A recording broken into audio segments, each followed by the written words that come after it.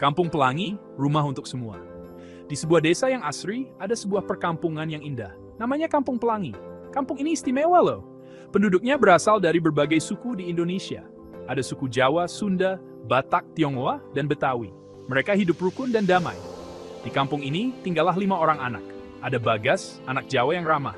Lalu ada Dayang, anak Sunda yang lembut. Kemudian ada Ucok, anak Batak yang pemberani. Ada juga Mei, anak Tionghoa yang pintar. Ya, dan terakhir ada Rido, anak Betawi yang lucu. Meskipun berbeda suku dan budaya, mereka semua bersahabat. Mereka bermain setiap hari. Kampung Pelangi menunjukkan bahwa perbedaan bukanlah penghalang untuk sehat bersatu. Di tengah Kampung Pelangi, yang terkenal dengan warna-warni rumahnya, tumbuh pohon beringin yang rindang dan besar. Pohon itu jadi tempat favorit anak-anak untuk bermain dan berkumpul setiap sore. Suatu hari, Bagas, Dayang, Ucok, Mei, dan Ridho bertemu di bawah pohon beringin yang sejuk itu. Saat itu, Bagas sedang asik main layang-layang yang baru dibelinya. Tiba-tiba, layang-layangnya nyangkut di dahan pohon yang tinggi. Bagas sedih, dia nggak bisa menurunkannya, dan hanya bisa melihat ke atas. Melihat Bagas kebingungan dan sedih, Dayang menghampirinya dengan penuh perhatian. "Kenapa, Gas?" tanya Dayang lembut, mencoba mengerti masalahnya. "Layang-layangku nyangkut di dahan," jawab Bagas dengan suara sedih. Dayang memanggil teman-teman yang lain untuk membantu Bagas. Ucok dengan sigap memanjat pohon beringin, menunjukkan keberaniannya. Mei membantu menahan batang pohon agar tidak roboh, memastikan Ucok aman. Sementara itu, Ridho menghibur Bagas dengan cerita lucunya, membuatnya tertawa.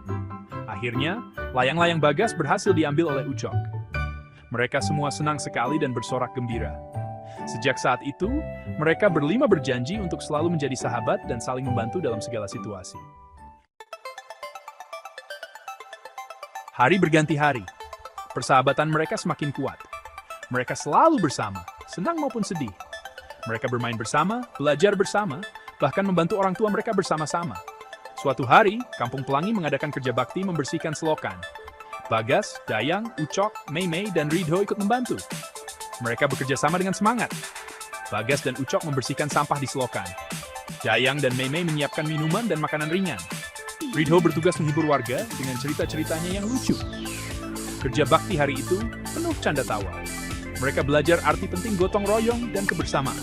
Mereka semakin sadar bahwa perbedaan bukanlah halangan untuk saling membantu. Nggak selamanya persahabatan berjalan mulus. Suatu ketika, Ucok nggak masuk sekolah karena sakit. Teman-temannya pun menjenguknya. Mereka membawa buah-buahan dan buku cerita untuk Ucok. "Cepat sembuh, Cok," kata Bagas. "Kami kangen main sama kamu," sambung Mei. Ucok terharu melihat kepedulian teman-temannya. Ia berjanji akan cepat sembuh agar bisa bermain bersama lagi.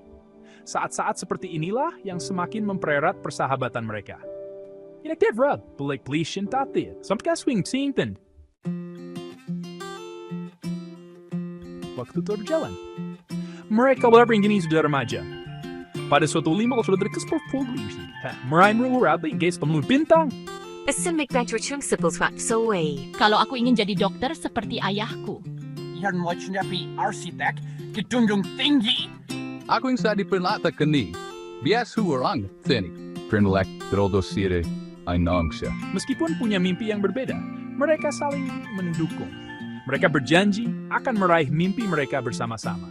Mereka sadar bahwa mereka adalah generasi penerus bangsa yang harus saling bahu-membahu membangun Indonesia. Tibalah Hari Kemerdekaan Indonesia, 17 Agustus. Hari yang selalu dinantikan oleh seluruh rakyat Indonesia, dari Sabang sampai Merauke. Seluruh warga Kampung Pelangi bersukacita merayakannya. Mereka bersiap sejak pagi, menghias kampung dengan bendera merah putih dan berbagai ornamen tradisional. Mereka mengadakan berbagai lomba dan kegiatan yang meriah. Ada lomba makan kerupuk, balap karung, dan tarik tambang yang selalu menjadi favorit. Bagas, Dayang, Ucok, Mei, dan Ridho ikut berpartisipasi dengan semangat. Mereka tidak sabar untuk menunjukkan kemampuan mereka dalam berbagai lomba. Mereka memakai pakaian adat dari suku masing-masing. Bagas memakai beskap Jawa, Dayang memakai kebaya Sunda, Ucok memakai ulos Batak, Mei memakai Cheongsam Tionghoa yang membuatnya terlihat anggun dan berbeda.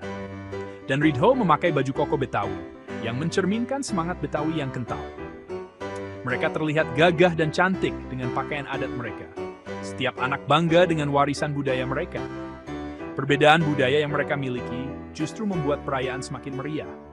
Setiap suku membawa warna dan keunikan tersendiri. Lihat betapa indahnya persatuan dalam keberagaman, ujar Pak Lurah sambil tersenyum bangga. Mereka semua mengangguk setuju, merasakan kebanggaan yang sama. Mereka bangga menjadi bagian dari Indonesia, negara yang kaya akan budaya dan suku bangsa. Sebuah negara yang mempersatukan perbedaan menjadi kekuatan. Like, Sneed. Ik mij, Miss Robert, stangen bisa, zoals het door is pantas. Aku memaafkanmu, Ridho. Aku tahu kamu tidak bermaksud buruk. Tapi, kita harus lebih berhati-hati dengan kata-kata kita. Ridho, setiap budaya harus dihargai. Kita semua memiliki latar belakang yang berbeda, dan itu yang buat kita unik. Ya, kita dari kejadian ini. Pentinglah mempenetrasikan sosial lain. So, Hatu, you'll berneder dien. Kunchef, bersahar Mei. Lestu pregi wuzode prastri. Guess tu. Suatu hari, Ridho tidak sengaja menyinggung perasaan Mei Mei dengan candaan tentang budaya Tionghoa. Mei Mei pun marah dan sedih, merasa tidak dihargai. Melihat hal itu, Bagas, Dayang, dan Ucok segera menengahi, menjelaskan kepada Ridho bahwa setiap budaya harus dihargai. Ridho pun menyadari kesalahannya dan meminta maaf kepada Mei Mei. Mei Mei memaafkannya. Dia tahu bahwa Ridho tidak bermaksud buruk.